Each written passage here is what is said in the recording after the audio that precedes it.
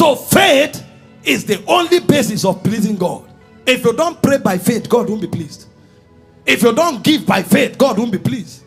If you don't fast by faith, God won't be pleased. Anything you do outside faith, the realm of God doesn't recognize it. You can't live in God's kingdom without faith. You can't overcome in this world without faith. You can't withstand Satan without faith. That's how powerful faith is. Even God is called the God of faith. That's why Mark 11:22 said, have the God kind of faith. So it is powerful. It can create the answer even if it doesn't exist. But there is a twist about faith that if you don't understand, you have a problem. And that twist is simple. As powerful as faith is, faith can be tried. So any Christian who will live the faith life must understand that at some point in the school of faith, you'll be introduced to the class of trials.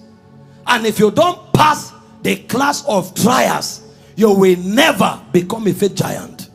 Ask anybody who is doing exploit by faith, he will tell you how many exams he wrote in the class of trials. Because faith does not just come to produce results. Faith also comes to build you into God's likeness. So the errand of trial is to perfect you in faith. Otherwise you can have faith and you might become reckless. So in God's wisdom, he allowed that somewhere, somehow, faith should have trial. You know, as a person, I tell myself, I love it when God answers later, but I prefer instant miracles. I don't know about you, but that's me. I prefer, and when I deal with faith, I will always say, the Bible says, now faith is. I love it when it's now. But unfortunately, in the journey of faith, it's not always now. There are times when it can be now. There are times when it may be later. That's why the Bible said in Hebrews 6:12, follow them who through faith and patience obtain the promise. See, most of us have disbelieved God. Most of us have become offended at God. Most of us have lost our faith because those who taught us faith excluded the trial class. Tonight, I came to tell you that no matter how powerful a faith giant you are, there is a class called the trial of faith. And if you understand it, it will not weary you out. It will give you joy. James 1 verse 2 to 4. He said, count it, my brethren, count it all joy when you fall into what? Diverse temptations. Verse 3. He said, knowing this, that the trying of your faith worketh what? Patience. It is in the school of trial that faith produces character. Many people are shipwrecked in the journey of faith because they excluded the trying side. He said, but let patience have a perfect work, that you may be perfect, entire, wanting nothing. Anybody who has not reached the class of trial, there will be a lot of defects in his manifestation of faith. 1 Peter 1 verse 7. All the apostles knew this. All of them. All of them. Go to verse 6. Let's begin from there. I want to show you that that thing you are going through does not mean you won't get answer. I want to show you that that thing you are going through does not suggest that Satan is more powerful than God. I want to show you that that thing you are going through should not suggest to you that God has forsaken you. You are just in a class called trial of faith. And the earlier you understand it, the better. It says, wherein ye greatly rejoice, though now for a season, if need be, you are in heaviness through manifold temptation. This is Peter repeating what James said, almost verbatim. Verse 7.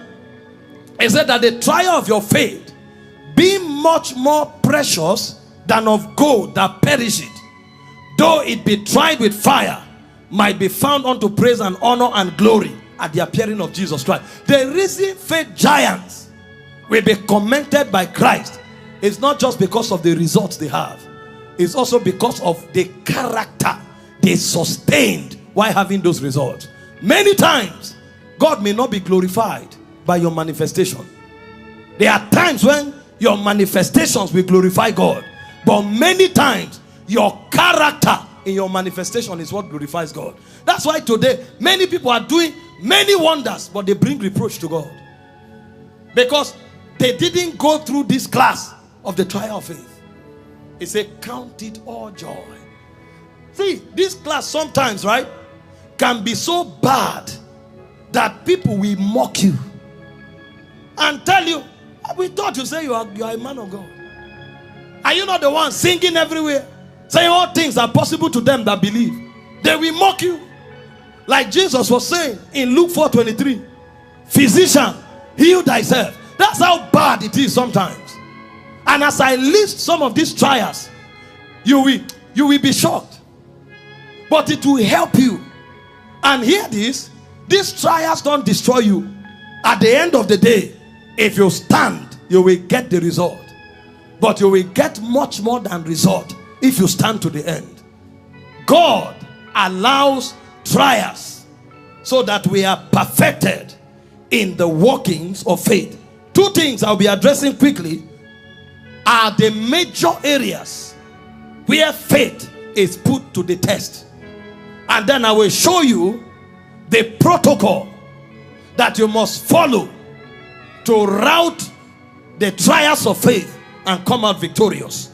So quickly, major areas where the faith of a man is tested. Number one, in the area of delay in divine promises. See, there are many times you are a faith man. God speaks to you. Maybe not even through a prophet. He will do this, he will do that. And according to the principles of faith, you believe it. You now declare it. The moment you declare it, then the whole heavens will shut. It will look as though you made a mistake talking about it. And because men are out to discredit your Christianity, they will come time and time again to taunt you and say, were you not the one who said 2 years ago that God was going to do this? Where is it? How come we have not seen it? Go and sit down. You people just be talking what you don't know. You will bite your finger. Sometimes you go back to prayer and say, God, didn't I hear you well? Then he will repeat it. To your biggest frustration, he will repeat it. Then you will come back thinking that, oh, it has been affirmed. If I say it now, it will happen. You will talk. Then heavens will be quiet for another 5 years. For those 5 years, you'll be moving around. You even begin to doubt whether it's God that used to speak to you. You start wondering, what's going on? Next time when God speaks on another issue, you will now become afraid of saying it. He's teaching you a lot of things because you can become arrogant in faith. You can become a rascal. This is what helps you to manage your temperature no matter what God is doing in your life. And this thing is worse with those who have made a name, because sometimes you say it in the public, then it doesn't happen. It's delayed. Nothing humbles you in faith like delay in God's promises, but it's part of the trials of faith.